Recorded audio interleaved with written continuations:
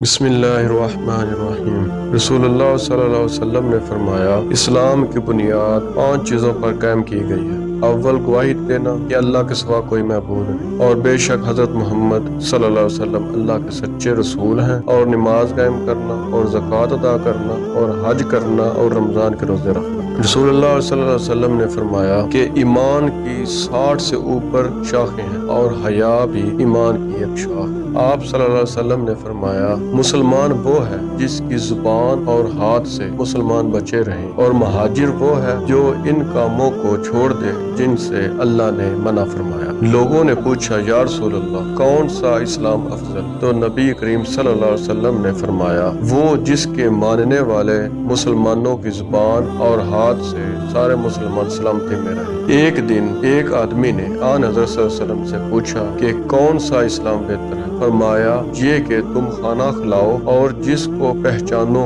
اس کو بھی، اور جس کو نہ پہچانو اس کو بھی، الغرض سب کو سلام کرو۔ بسم اللہ الرحمن الرحیم۔ آن حضرت صلی اللہ علیہ وسلم نے فرمایا، تم میں سے کوئی شخص ایماندار نہ ہوگا جب تک اپنے بھائی کے لیے وہ نہ چاہے جو اپنے نفس کے لیے چاہتا ہے۔ رسول اللہ صلی اللہ علیہ وسلم نے فرمایا، قسم ہے اس ذات کی جس کے ہاتھ میں میری جان ہے، تم میں سے کوئی بھی ایماندار نہ ہوگا جب تک میں اس کے والد اور اولاد سے بھی زیادہ اس کا محبوب نہ بن جاؤں۔ آن حضرت صلی اللہ علیہ وسلم نے فرمایا، تم میں سے کوئی شخص ایماندار نہ ہوگا جب تک اس کے والد اور اس کی اولاد اور تم لوگوں سے زیادہ اس کے دل میں میری محبت نہ ہو جائے۔ نبی کریم صلی اللہ علیہ وسلم نے فرمایا، 3 خصلتیں ایسی ہیں جس میں یہ پیدا ہو جائیں اس نے ایمان کی مٹھاس کو پا لیا۔ اول یہ کہ اللہ اور اس کا رسول اس کے نزدیک سب سے زیادہ محبوب بن جائے۔ دوسری یہ کہ وہ کسی انسان سے محض اللہ کی رضا کے لیے محبت کرے۔ تیسری یہ کہ وہ کفر میں واپس لوٹنے کو ایسا برا جانے جیسا کہ آگ میں ڈالے جانے کو برا جانتا ہے۔ آپ صلی اللہ علیہ وسلم نے فرمایا، انصار سے محبت رکھنا ایمان کی نشانی ہے، اور انصار سے کینہ رکھنا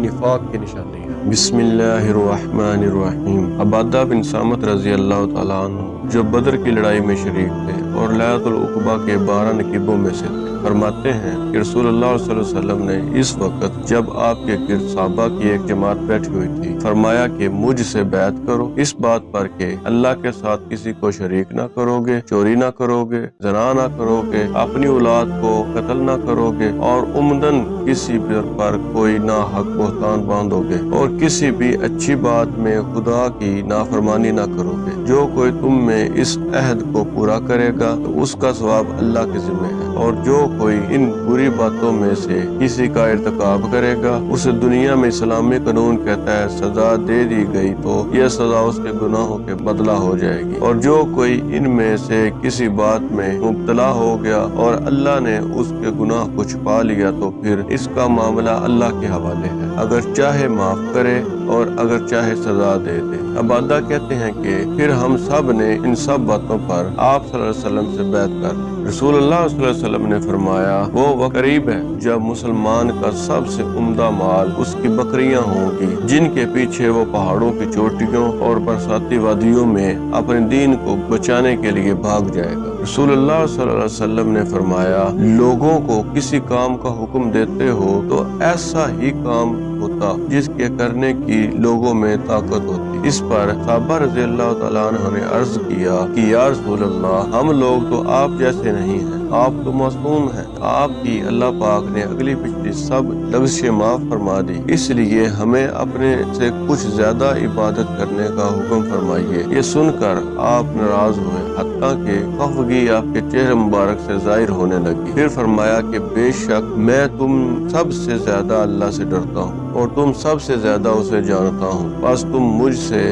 بڑھ کر عبادت نہیں کرتے۔ آپ صلی اللہ علیہ وسلم نے فرمایا، جس شخص میں یہ 3 باتیں ہوں گی وہ ایمان کا مزہ پا لے گا۔ ایک یہ کہ وہ شخص جسے اللہ اور اس کا رسول اس ماسوا سے زیادہ عزیز ہو، اور دوسرے یہ کہ جو کسی بندے سے محض اللہ ہی کے لیے محبت کرے، اور تیسری بات یہ کہ جسے اللہ نے کفر سے نجات دی ہو، پھر دوبارہ کفر اختیار کرنے کو وہ ایسا برا سمجھے جیسا آگ میں گر جانے کو برا جانتا ہے۔ آپ صلی اللہ علیہ وسلم نے فرمایا، جب جنتی جنت میں اور دوزخی دوزخ میں داخل ہو جائیں گے، اللہ پاک فرمائے گا جس کے دل میں رائی کے دانے کے برابر بھی ایمان ہو اس کو بھی دوزخ سے نکال لو۔ تب ایسے لوگ دوزخ سے نکال لیے جائیں گے اور وہ جل کر کوئلے کی طرح سیاہ ہو چکے ہوں گے، پھر زندگی کی نہر میں یا بارش کے پانی میں ڈالے جائیں۔ یہاں راوی کو شک ہو گیا کہ اوپر کے راوی نے کون سا لفظ استعمال کیا۔ اس وقت وہ دانے کی